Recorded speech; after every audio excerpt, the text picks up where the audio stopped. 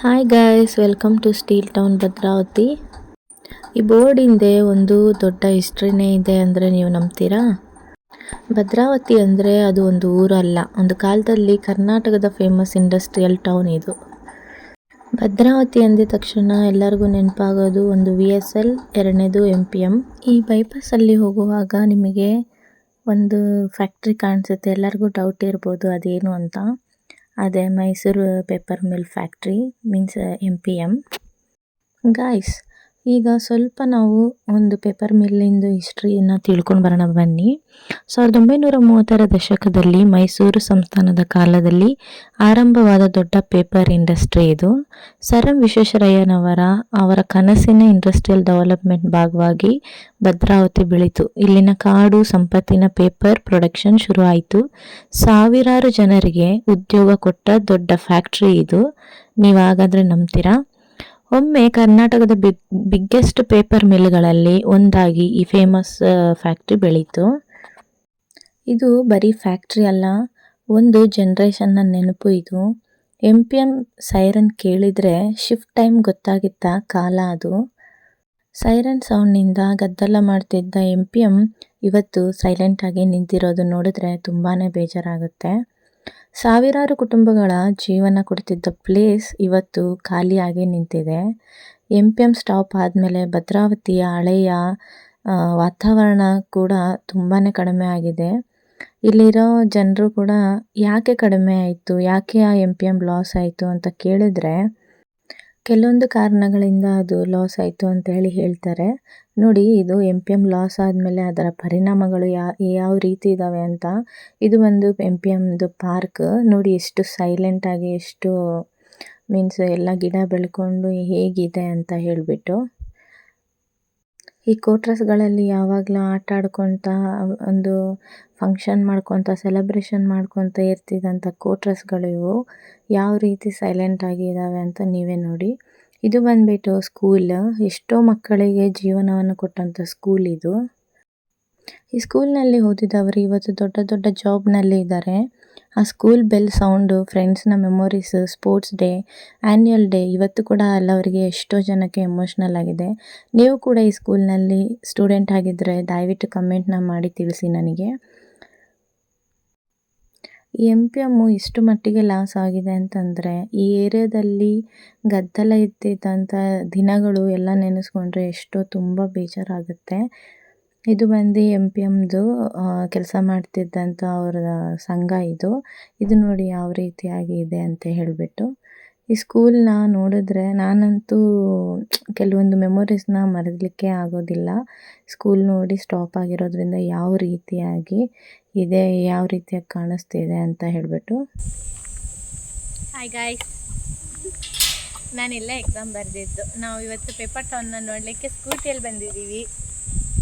ಇಲ್ಲಿ ಯಾವ ಬ್ಯಾಚಲ್ಲಿ ನೀವು ಎಕ್ಸಾಮ್ ಬರೆದಿದ್ದೀರಾ ಹೇಳ್ರಿ, ನಮಗೆ ಕಾಮೆಂಟ್ ಮಾಡಿರಿ.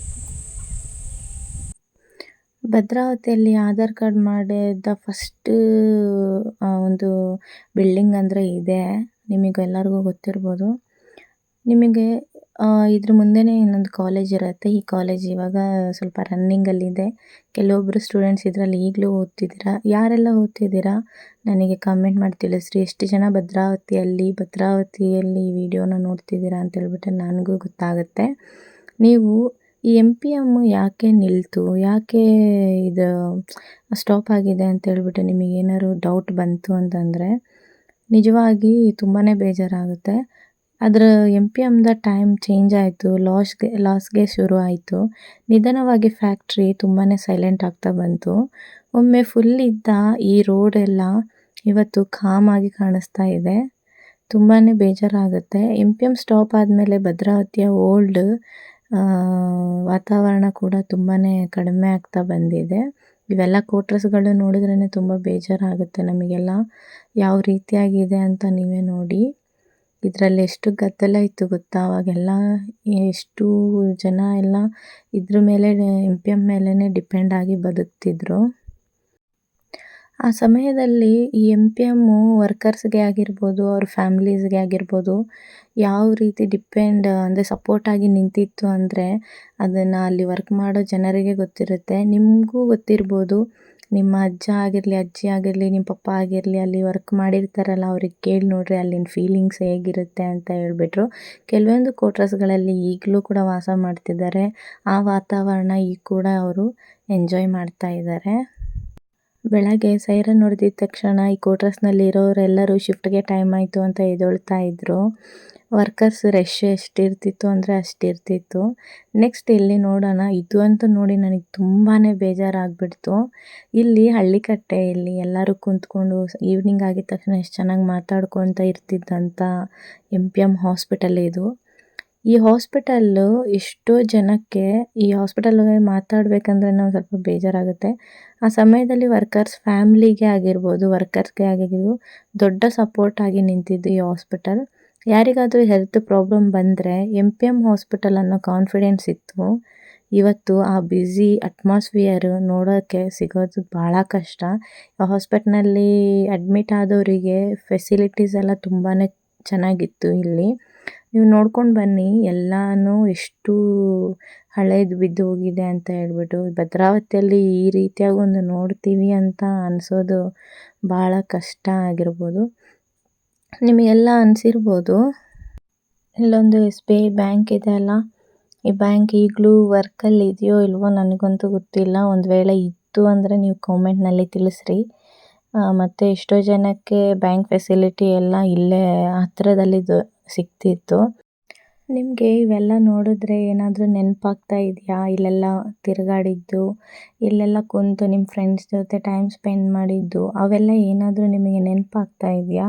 ದಯವಿಟ್ಟು ನನಗೆ ಕಾಮೆಂಟ್ ಬಾಕ್ಸಲ್ಲಿ ತಿಳಿಸಿ. ನೆಕ್ಸ್ಟ್ ಪೋಸ್ಟ್ ಆಫೀಸ್ ಆಗಿರ್ಬೋದು ಮತ್ತು ಕಾರ್ಮಿಕರ ಭವನ. ಸ್ಪೆಷಲ್ ಏನು ಅಂತಂದರೆ ಮೊಬೈಲ್ ಇಲ್ದಲೇ ಇರೋ ಕಾಲದಲ್ಲಿ ಲೆಟರ್ಸ್ನೇ ಎಮೋಷನ್ ಆಗಿ ತಿಳ್ಕೊಂಡಿದ್ರು. ಪೋಸ್ಟ್ ಆಫೀಸ್ ಮುಂದೆ ಲೈನಲ್ಲಿ ನಿಂತು ಲೆಟರ್ ಕಳಿಸ್ತಿದ್ದ ದಿನಗಳು ಮತ್ತು ಹಿಸ್ಟರಿನೇ ಆಗಿಬಿಟ್ಟಿವೆ. ಇನ್ನು ಕಾರ್ಮಿಕರ ಭವನ ವರ್ಕರ್ಸ್ ಯೂನಿಟಿ ಅಂದರೆ ಏನು ಅಂತ ತೋರಿಸೋ ಪ್ಲೇಸ್ ಅದು. ಮೀಟಿಂಗ್ಸ್, ಸೆಲೆಬ್ರೇಷನ್ನು, ಫ್ರೆಂಡ್ಶಿಪ್ಪು ಒಂದು ಫ್ಯಾಮ್ಲಿ ಥರನೇ ಇತ್ತು. ಅಲ್ಲಿ ಎಲ್ಲ ನೋಡಿದ್ರೆ ಒಂದು ಕಾಡು ಥರ ಕಾಣಿಸ್ತಿದೆ ಇವಾಗ MPM ಮತ್ತೆ ಓಪನ್ ಆಗಬೇಕು ಅಂತ ಏನಾದರೂ ನಿಮಗೆ ಅನಿಸಿದರೆ ಹೌದು ಅಂತ ನನಗೆ ಕಾಮೆಂಟ್ ಮಾಡಿ. ಬರೀ ಇದು ಫ್ಯಾಕ್ಟ್ರಿ ಅಲ್ಲ, ಭದ್ರಾವತಿ ಐಡೆಂಟಿಟಿ. ಶೇರ್ ಮಾಡಿ, ಸಬ್ಸ್ಕ್ರೈಬ್ ಮಾಡಿ. Thank you. Bye bye.